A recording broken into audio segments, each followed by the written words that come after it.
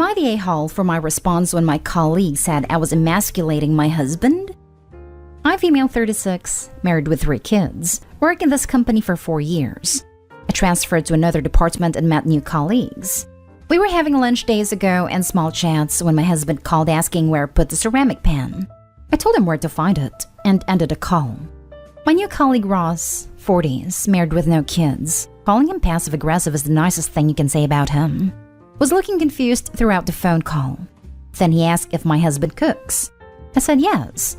Not just cooks, but he also cleans, take care of the dishwashing, floor mopping, toilet scrubbing, grocery shopping, and deep cleaning rooms once a week. Ross started laughing as I went on and listed the things my husband does, then casually asked who's demanded house then if my husband's busy being the housewife. I just glanced at him to explain as my colleagues kept staring. Ross said, "Okay, there's a mandate house, alright. And I'm thinking it's you, since you've emasculated your husband to the point of mopping the floor." Others laughed. I said, "No, we're just splitting duties." And since I'm the current breadwinner, he took it upon himself to help make things balanced after he lost his job. My other female colleague pointed out that I'm lucky my husband believes in partnership, unlike most husbands, which is a global issue. Ross said that I was indeed lucky to find a man with little to no self-esteem to be gleefully and passionately taking on a role of a homemaker like that. I was shocked and got extremely agitated after he proceeded to say that he was 100% sure my husband no longer feels like the man he used to be before losing his job. He called him poor soul and sarcastically hoped he at least still gets to keep his manhood in the bedroom. I was about to yell, but kept it civil and looked at him and said, "Oh, don't worry. He's doing just fine in the bedroom because he's always been enough of a man for me. And as a result, we have 3 kids. 3 kids while he, Ross, on the other hand." Everyone stopped for a second, and Ross had a shocked look on his face. Then lost it, saying it was insensitive and pathetic of me for bringing his infertility in an argument, and used it as a low blow and said that I should feel ashamed of myself for bragging about my kids, knowing that he can't have children for reasons he cannot control. I replied that he should feel ashamed of how he was talking about my husband, and told him maybe it's better that he just stop getting himself involved in other people's business. He doubled down, saying he gets to get himself involved in whatever and wherever he wants, because it's a free country. Other colleagues started getting involved as the argument escalated. Ross told me he will make sure to let HR know about the lovely conversation we had, and walked away like he dropped some sort of bomb on me. I got a lot of heat from his guy friends, but one female colleague said Ross was rude, but I took too far with what I said. Am I the a-hole? Edit. I have nothing against infertility, and I know how devastating it is for families who want to have kids. I have 3 infertile close loved ones, and I feel secondhand devastation for their pain and suffering. I myself had my share of pregnancy issues in the past, and I'm blessed even though my oldest has a chronic condition. People are saying I shouldn't have engaged further in the conversation, and the reason was because of how he was acting in his use of words, implying that I'm being unfair to my husband, and using his job loss to gain advantage. Now for the top comments. Not the a-hole. Why is it a free country when he wants to share his opinion of your situation, but is not okay the other way around? I have no clue, honestly. He just threw his phrase in my face as it was supposed to shut me up or something. It was a weird statement, and obviously a lame excuse. Not the a-hole. An old saying comes to mind. Don't dish it out if you can't take it. Dish it out? Are you implying Ross would have anything to do with dishes? He is a man. I think Opie was tactless. I said yes, not just cooks, but he also cleans, takes care of the dishwashing, floor mopping, toilet scrubbing, grocery shopping, and deep cleaning rooms once a week. Who and why describes housework in that much detail? Toilet scrubbing? Deep cleaning? There's nothing to be gained by that. And it sounds, I don't know, demeaning. Flipping genders. My wife scrubs the toilets. I mean, maybe it's true, but does it really need to be discussed at work? A homemaker of any gender is assumed to be doing housework. Oh, don't worry, he's doing just fine in the bedroom because he's always been enough of a man for me. Inappropriate for the workplace. Everything Ross said was also inappropriate for the workplace. I suggest both Opie and Ross learn some boundaries about what depth to go into about personal matters while chatting in the workplace. Everyone sucks here. Next story. Am I the a-hole for not letting my wife name our baby after her deceased coworker? My 30 male wife, 30 female, is pregnant with our first child. We recently found out that we're having a little baby boy. A few weeks ago, we decided to write down all the boy names we like, make a priority list, and then let the names simmer for a couple of weeks before we make any judgment calls. Now, I know the names my wife likes. If I'm being completely honest, they're usually very southern and attempting to be modern. Think the name Kaysen or Braxton. Both names were on the list. However, at the top of her list and one with a high priority was the name Scott. Now, no hate to the name Scott, just very out of left field for her. She told me how much she loved it and how it meant a lot to her, and when I questioned her on it, she didn't really say much more. I actually loved the name Scott, so I kept it number 1, and it was also at the top of my simmer list, as we had been calling it. Well, yesterday we ended the simmer period, and both decided on the name Scott Kanan. Both names were number 1 in our lists, and we were over the moon. As we were going to bed, I asked how she thought of the name Scott, and she admitted to me that now that I set it in stone that she felt more comfortable telling me. There was an older man she apparently worked with, who I had never heard of before, that she really loved named Scott. She said she was 66 and gave her a lot of life advice and guidance, but died last year due to being immunocompromised. After she said this to me, I became completely uncomfortable.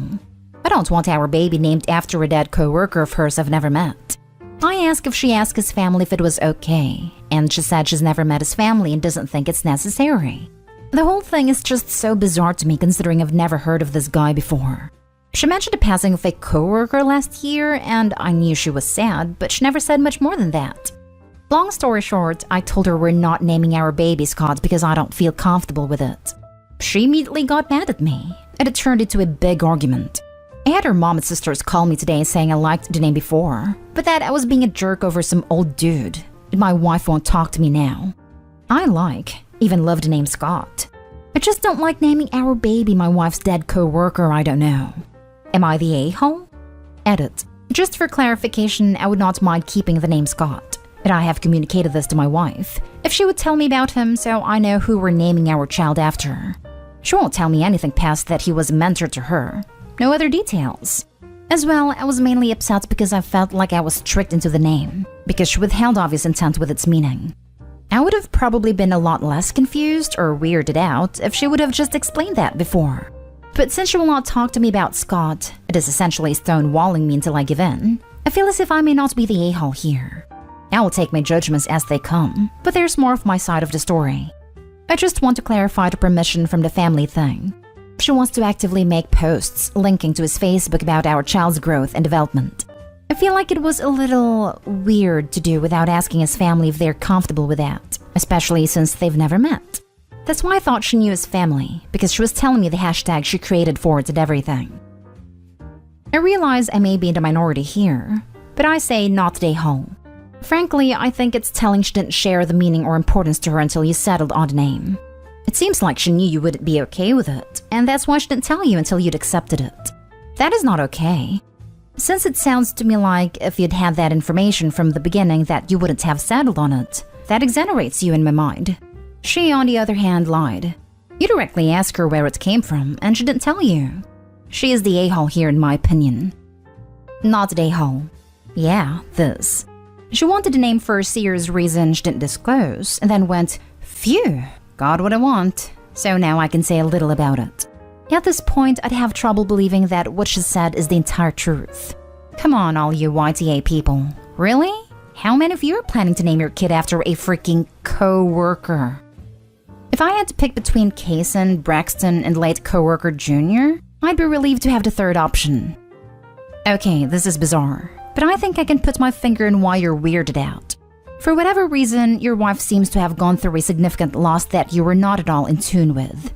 You stated you briefly mentioned losing a co-worker, but clearly you had no idea that he had this much of an impact on her life.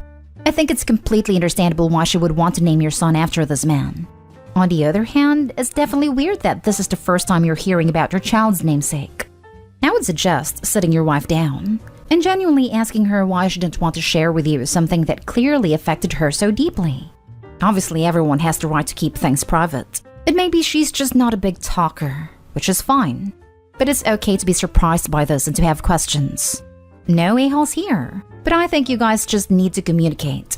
When I say she briefly mentioned it, The day passed, we were on a car drive to visit her family, and she said, "Oh my god, my coworker died," as she saw a post on his Facebook. That was it. Nothing more. Didn't mention his name, no tears or sadness. More shock than anything. And I was with her 24/7 the entire weekend after, and she seemed fine. It never brought it up again. I've been with her for 8 years and know how she handles deaths of those she's close to, and it was nothing like she did with him. That is why the whole thing was bizarre. Next story is titled, "Am I the a-hole for locking my friend's boyfriend out so he can't have a midnight bath at my house?" To give a small background on my friend, female 23, and her boyfriend, male 22, they have been together for 3 years and none of our friends particularly like him. He is a peculiar guy and none of us really are able to hold a conversation with him. He has also been extremely irresponsible before when he has been in our home when we're not in, leaving the front door unlocked and leaving bottom floor windows open.